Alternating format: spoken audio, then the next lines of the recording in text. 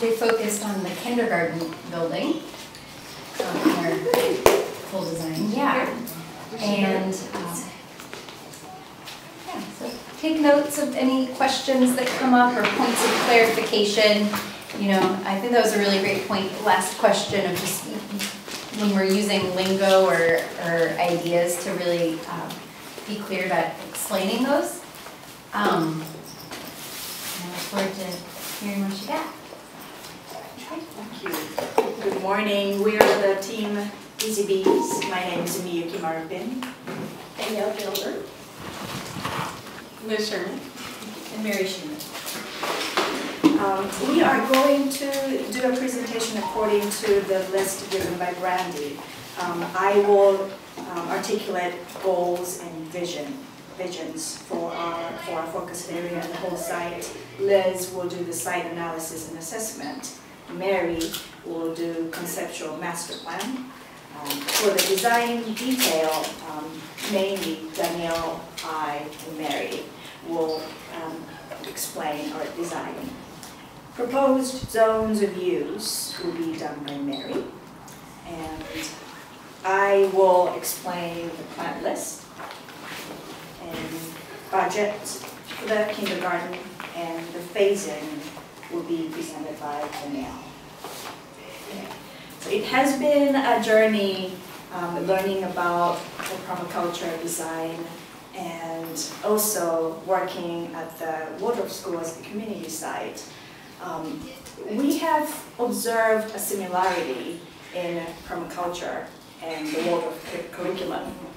Permaculture works with nature and in different elements such as soil and berm, hugo beds. Those are carefully implemented out of careful observation, and then they are put in specific places out of intention. But people don't necessarily realize those design is implemented there. And what I personally think that permaculture is very reserved and modest. Waldorf curriculum, Waldorf education is similar. Permaculture works with nature. Waldorf works with humans, particularly children. And different curriculum activities are figured out of careful observation of the human development. And children seem to be just having fun, playing, growing, chopping vegetables, but they are actively learning, and Waldorf curriculum is very rigorous. So we wanted to bring permaculture and Waldorf education to a happy marriage. So such observation is included in our vision. Let me read this. Our vision is, we create an environment that is regenerative, multi-dimensional, small-scale, and community-driven, which enriches the educational experience of the students and the school community in accordance with Waldorf pedagogy. To explain in detail, there are goals that you can easily picture. The first one is the Waldorf School of Atlanta becomes a home-like environment which is safe, comfortable, and interactive for the community members. The whole property is mapped with clear signage, pathways and trails, which demonstrates cohesion and clarity to the site for all who visit the school. Themed gardens do not only demonstrate colors and beauty, but also showcase ecological harmony by attracting beneficial winged creatures and acting as nutrient accumulators. A variety of foods, vegetables, and herbs produced from the increased growing space provides the stakeholders wholesome harvest and a sense of self-reliance. From here, the stakeholders, stakeholders here, we're talking about the students, Waldorf students, families, and the employees. Community composting effort turns food and yard waste into nutrient-dense compost for the school and the community. Animals provide fertilizer for this precious resource, as well as an opportunity for the children to care for them. Better water management planning allows the school to conduct outdoor curriculum all year long throughout the site. It also stores rainwater for when it is needed. Children receive hands-on gardening experience using a biodynamic calendar and learn to recognize food in all forms. And lastly, implementation and maintenance of the permaculture designs are done by the community volunteers. Even though progress may be small, work done by hand as community strengthens its bond and promotes steady and sustainable environment. From all these goal statements, we found relevance to some of the permaculture principles, namely use small and slow solutions, because the design will be implemented by the volunteers. Obtain a yield clearly by growing food in a large, more growing space. Use and value diversity, catch and store energy, produce no waste by composting. And most importantly, observe and interact. Now, we are moving on to site analysis and assessment. Well, first of all, one of the things that we had observed just right off the bat is that the whole site is actually already sort of a magical place. That, you know, this is a place that I kind of accidentally discovered because I used to just live down the street, and my son came home and told me one day after he'd been on a walk that he discovered a trail that, you know, had a little creek on it and was a, you know, a playground and a school and everything. So we walked over there and, you know, just kind of walked around the trail, and there's already a lot of birds and animal life, and there's little baby squirrels that crawl up on your leg. I don't know if you guys know that or not, but we noticed that. And birds that are just really, really coming close, and you know, so it's already sort of this really special place in my view. And we wanted to kind of just take that and sort of enhance it, and kind of, as Miyuki had said, come up with a design that sort of was aligned with the Waldorf philosophy and the Waldorf pedagogy, is that the word? But also keeping in mind the permaculture principles that we learned in this class as well. So one of the major things, of course, that everyone's observed is the issues with water, and the fact that the water is all draining into the glade area, which is one of the main zones of use, and one of the main areas that people need to have access to play, games, and things like that. So we kind of, in an overall view, we had some different ideas that we played around with, which I'm going to let Mary talk about in more detail, but some of the things that we considered, or maybe this may be moving the glade actually down to the, switching the garden and glade, basically, and having the garden be closer to the main area where the kids are, and then having this be more for sports and things like that. So that was just one consideration.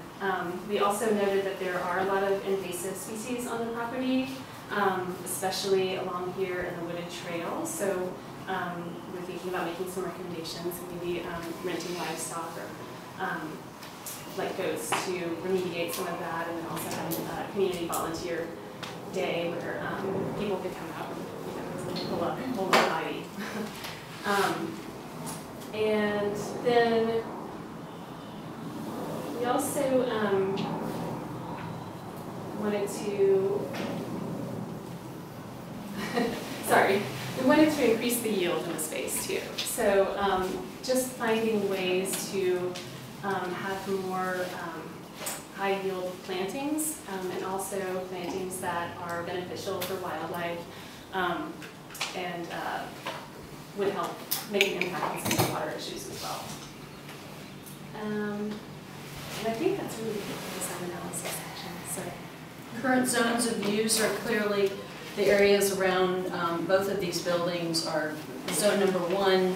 My guess is that there would be these trails in here between the administrative and the, I don't know if you call it, middle school building.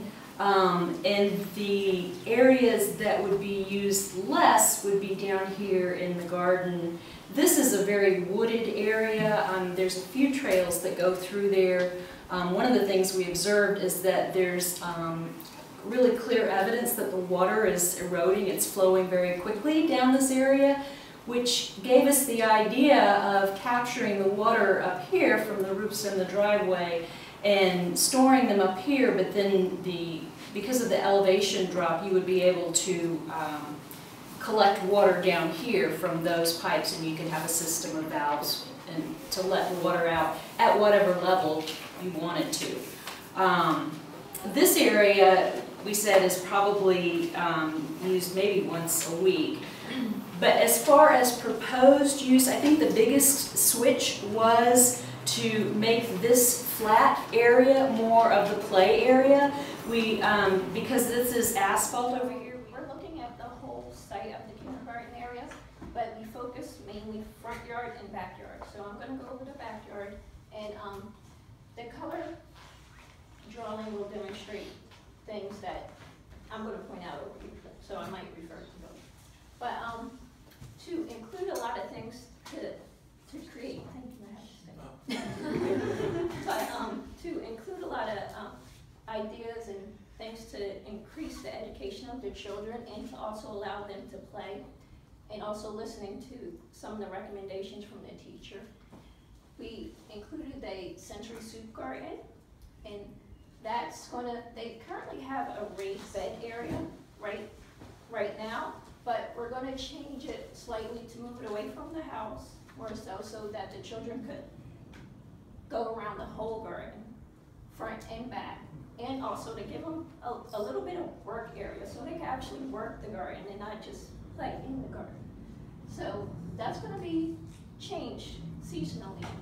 This right here, the smaller area, we're going to include a cold frame, for a removable cold frame, so that they can use it also in the winter time, or to start seedlings or whatever their purpose may be. Moving on to the side, as mentioned before, the water is a issue that we have to resolve. So there's going to be different size rain barrels on the west side of the house, which currently there's one, but they are going to gradually get bigger to hopefully hold more water.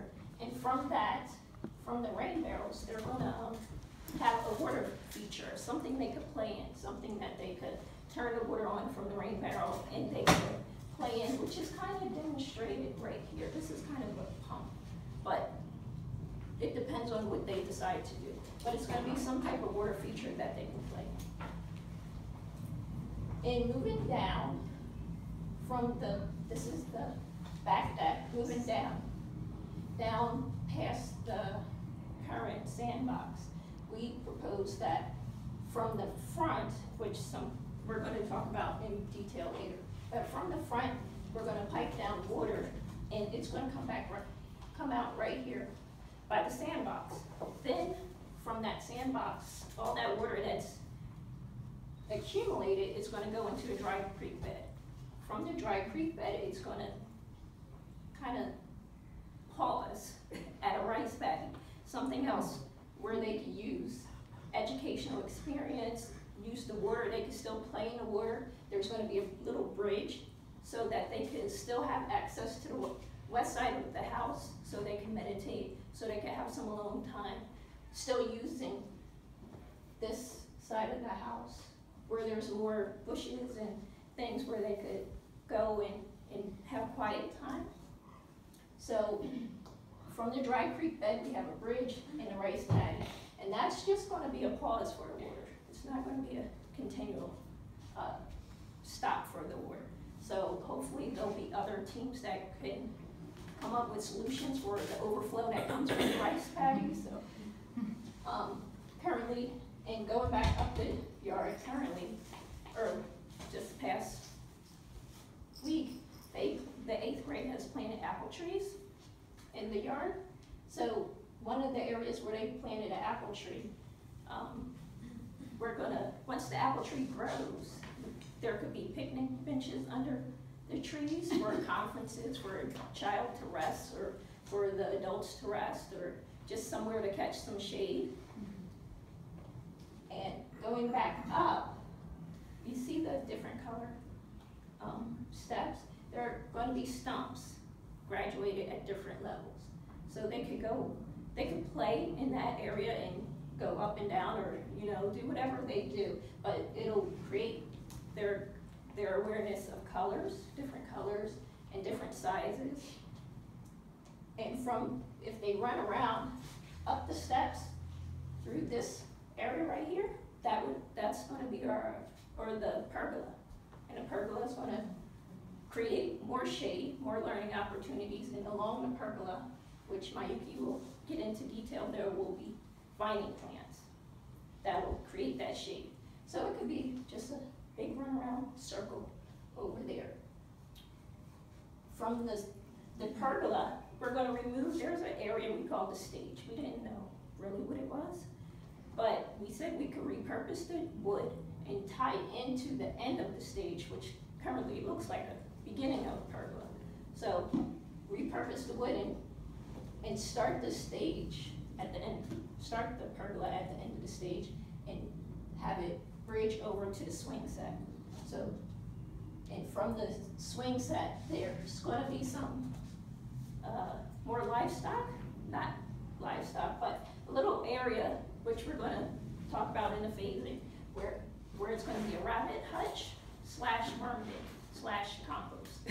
So and this will create their minds working of being caretakers for animals. They currently have a rabbit, and we discussed back and forth if they're going to relocate the rabbit outside, but we don't know how the rabbit will take that. So it might be additional rabbit and worms that will live in that area. And they also have, and we decided to put it in that area because currently they have turtles, that there's a turtle box under a tree. So that would just be their area to care for animals, the turtles, the rabbits, and worms. And the compost will be there to regenerate fertilizer from their waste, from the rabbit's waste and the compost to just break down. I believe that was it. There's probably something I'm missing. What else can get it? Also,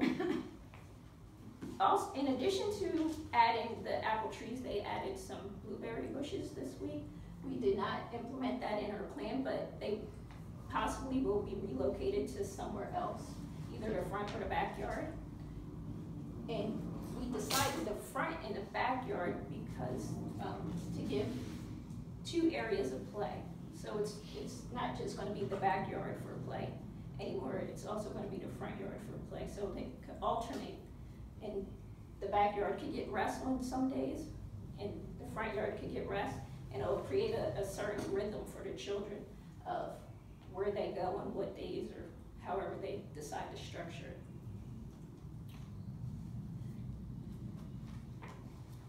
I believe that was it.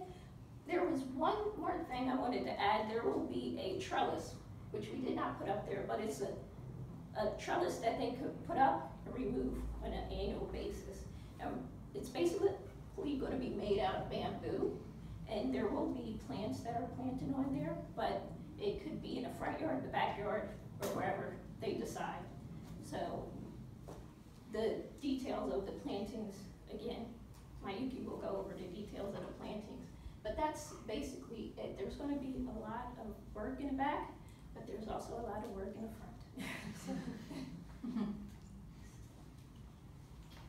Just for all of us to be on the same page, here's the detailed design, here's Kirk Road, here's the kindergarten building, and north is up here.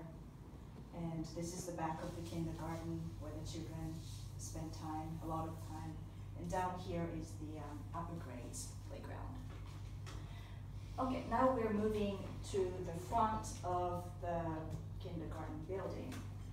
We had the privilege of meeting with the early child faculty to find out what is on their wish list while we were working on this design. And some of the items that stood out in our minds was better water management. And then Dry Creek was Miskini Stream, shade in the back, an appealing setup for family picnics or parent-teacher conference, a burn for the children to roll on, and since the backside of the kindergarten is so used that the soil is so compacted that the alternating playgrounds was another item on the wish list. And front part of the kindergarten is barely used at the moment.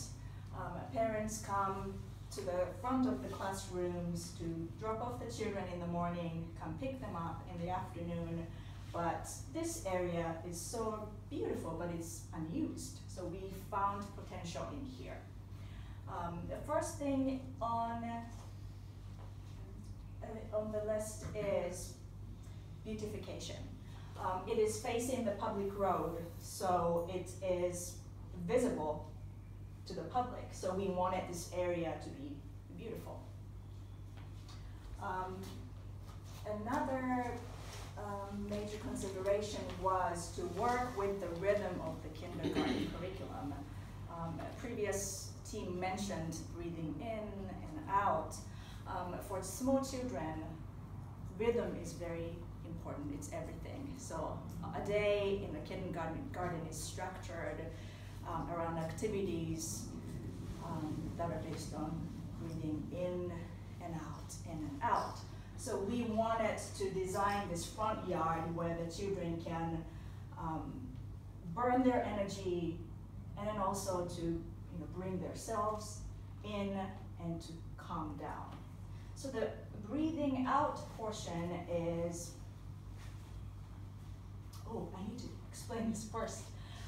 So for the children to be playing safely, we need fence. This is facing public road directly, so first thing we need to do is to fence all around the front yard, especially this part.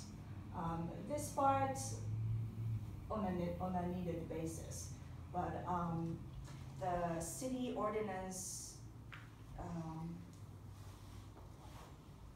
we need to follow the city ordinance to keep the height of the fence no taller than 4 feet.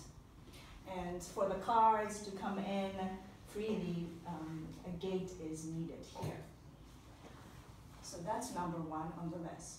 And the breathing out portion for the children to run around, tumble, playtimes, whatever, we are going to propose a burn, rolling burns here. And we're going to dig tunnels for them to explore. And Danielle has a good picture here. And to catch and store energy, what are we going to grow here? We could grow turf, but we wanted something that will catch nutrients. So we're thinking of growing perhaps cover crops like buckwheat or red clover, white clovers that will be cheerful as well as multifunctional.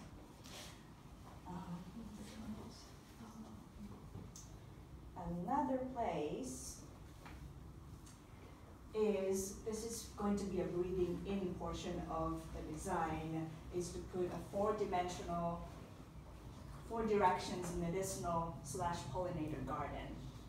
We designed this garden to imitate a little bit of Native Americans' medicinal wheel to grow different kinds of plants, but I will explain in detail later. So this is a place for the children to sense the herbs, plants, and also to interact and to be healed, to relax. And another part here is a gathering circle. It's basically a free place for them to play. And also it will be a good place for the teacher to tell a story. So this part could be breathing out or breathing in portion.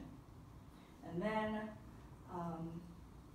quiet space over here. I don't know if you noticed, but there's a nice little spot up on the kindergarten area surrounded by big trees where children love to climb tree there. And this could also be potentially a quiet place. And another catch and store energy portion of the design is this gets really nice sun, so planting some fruit trees might be a good idea.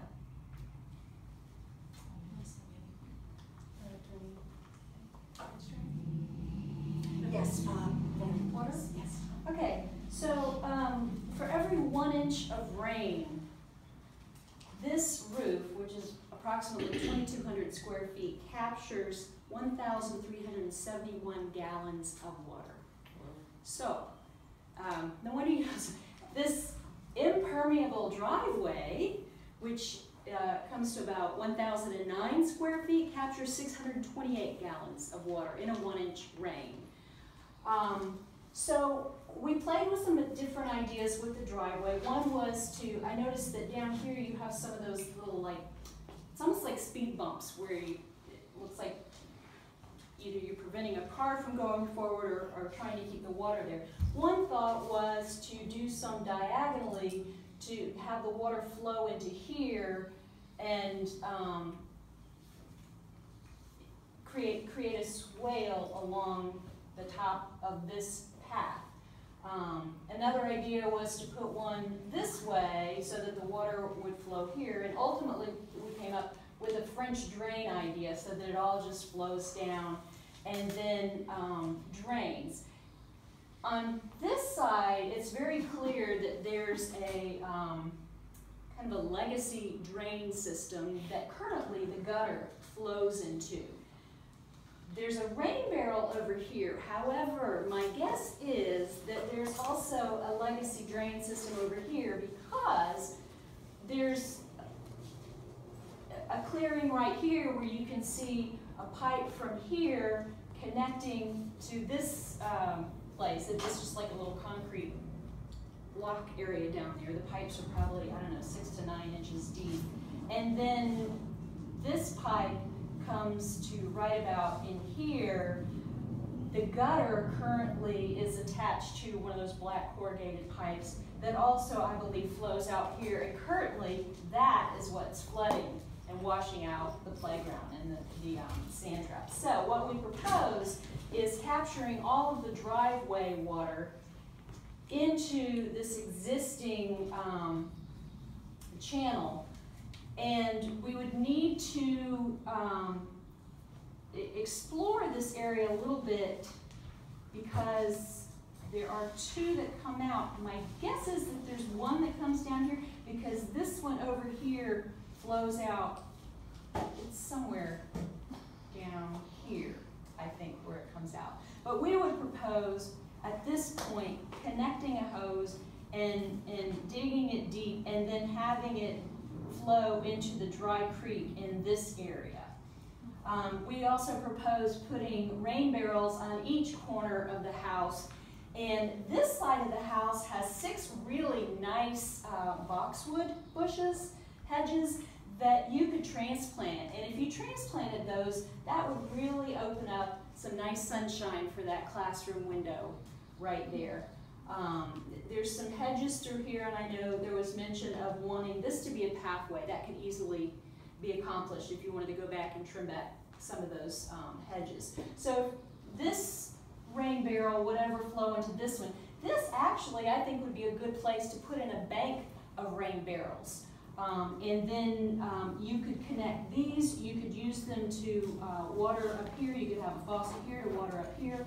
But if you had a bank up here and your water feature here, one of the cool ones we saw was like several pieces of bamboo that were like cut in half, and the bamboo would teeter and totter with the water flowing into it, you know, so it would tip down. We were thinking that that could be a really cool area for in here, the kind of the water play area, since you've already got that rain barrel there. So we catch all of the roof rain in rain barrels, and definitely over here. There's not a whole lot of room over here. You could maybe put another one here, maybe tuck another one in here. But then we would need to pipe these down maybe over here to use on this other space, or pipe them down here. Now, we're proposing that the rice paddy be about 6 feet by 6 feet, about 1 foot deep, which would hold about 269 gallons. So you need an overflow kind of pipe tucked in there. And I noticed that in this lower playground, there's a rope outline, and this tends to be kind of like unused woods over here. I was thinking, depending upon the liability, that this might be a nice pond area over here, and that could then be used, well, you can have all kinds of pond life there. It could be, you could even make it a bog, have pitcher plants, but whatever you decide to do down for the rest of the areas would determine where you want that water to flow off. Did I miss anything? You can see with all those gallons of water, all flowing down to the blade. With addressing it up here at the highest point, which is where you want to address water issues at the highest point, you'll really ameliorate a lot of that muddy blade area. Okay, moving on to the plant list. I will explain the herb/pollinator garden in the front, which is over here. These are, we have picked some of the child-friendly herbs that they can use for soups and also to make tea and for salts. Some examples include sage, parsley, creeping thyme, marjoram.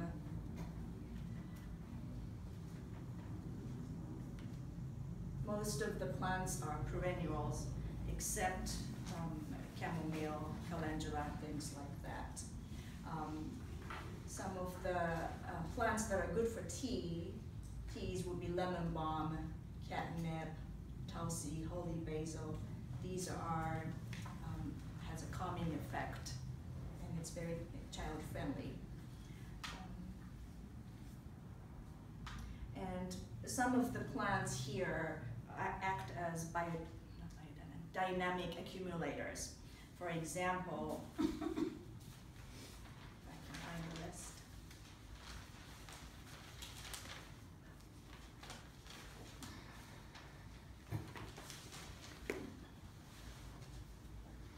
Here.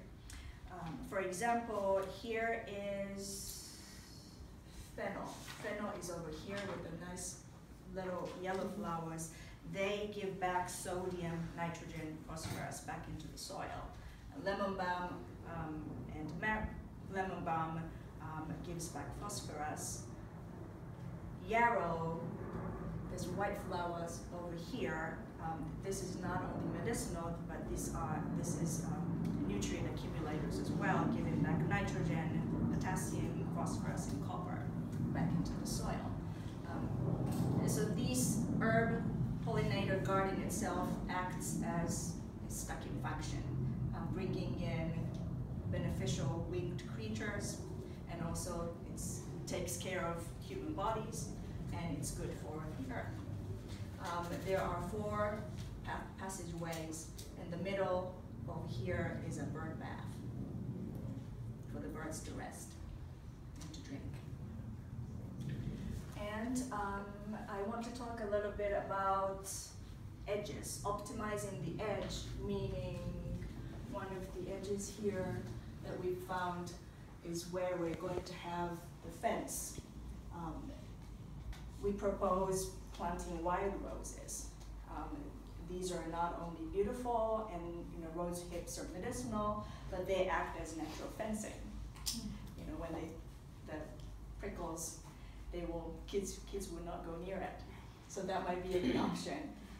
Over here for the fruit patch, we propose blueberries, especially rabbit-eyed blueberries, which the 8th graders planted in the back coincidentally. So potentially, if relocation is necessary, they could be relocated over here. And then comfrey is also a great nutrient accumulator to plant around the fruit trees. That's it for the front. And moving on to the back, snack garden for the back. These are some of the examples that would make good soup and snack ingredients. We categorized the vegetables according to companionship. For example, potatoes, which is great in soups, and great fall-winter crop. Potatoes like bush beans, kale, and marigold. So this is one group. Number 2, another group, cucumber would be great for snack. And then cucumbers and radishes and sunflowers, they all like each other. They work as companions. And moving on to number 3, carrots. These are great for snacking and also great in soups.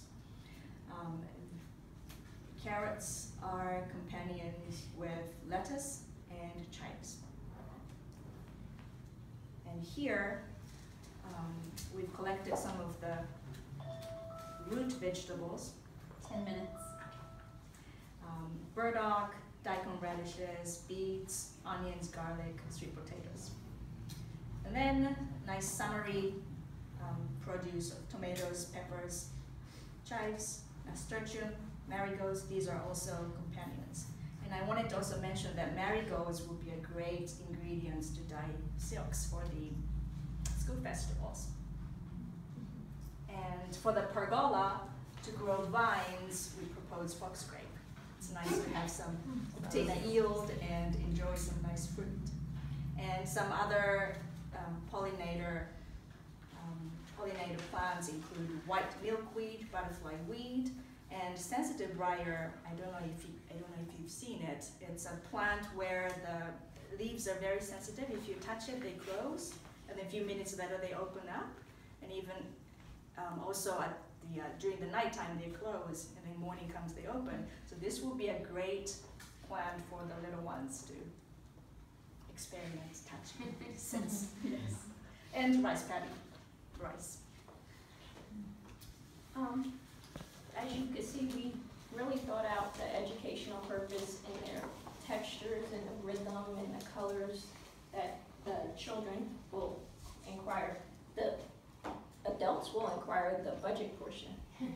So we had to be very conscious of using a lot of DIY projects, a lot of community projects, and just volunteering to cut down on labor costs. We're utilizing things that are on the property, like around the sensory soup garden. Instead of having raised beds per se, we're going to use logs because children are shorter and they can't really get over too high of a raised bed, so we're going to use logs. So I'm going to talk about budget and the phasing kind of interchangeably. And around is going the list of the budget and the phasing. So we decided to separate it into years, into like a 5-year plan. Everything can't be done at one time. So it's going to be done in a 5-year plan, hitting bits and pieces, starting first with the big portion, the backyard, the dry creek bed, to remediate the water issue. So they kind of go hand in hand. So we started with the backyard, and since we were in the backyard, we decided to continue on to everything else in the backyard and then move on to the front yard. The last things that we include in our phasing, so in the 5th year would be the fencing around the front yard area and the rabbit hutch. Well, adding the rabbit could be there, but actually adding the animals until the end, until all the construction and people coming and going is done. So, the way we decided to do our 5-year plan is to refer it back to permaculture principles. And I'm just gonna go over, like one, because you guys can see all of them and how it'll kind of accumulate to the 5th year. So the catch and store energy, for year 1, we're gonna remediate the drainage issues, the water issues, replace the rain barrels that are already there, or to replace them if they need to be replaced, or to just work on them. Install the French drain and plant seeds for the rice paddy. That's part of catching and storing energy. The 2nd year, we will install raised beds, acquire seeds for planting, which will be an ongoing thing because we're really depending on donations for plants and seeds to decrease the budget. Year 3, for catch and store energy, we will actually plant in the raised beds, include the gourds and loofahs, which will be around the pergola and the trellis, and that's also something that we decided that they could use for musical instruments, the seed pods and the gourds at some point in time. Year 4, we're moving on to the front yard now. And that's gonna include planting of the herbs, perennials, the herbs, the ground covers, blueberry bushes, and actually utilize the cold frame for the back. Yeah, utilize the cold frame for the small portion of the back garden. And year 5 of catching and storing energy is including the rabbits and the worm hutch or condo that will give them fertilizer for the gardens in the future.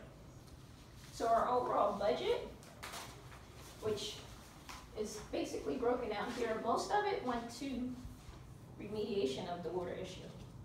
And labor, professionals, there's certain things you just can't DIY. So you have to actually hire professionals and put that into the budget.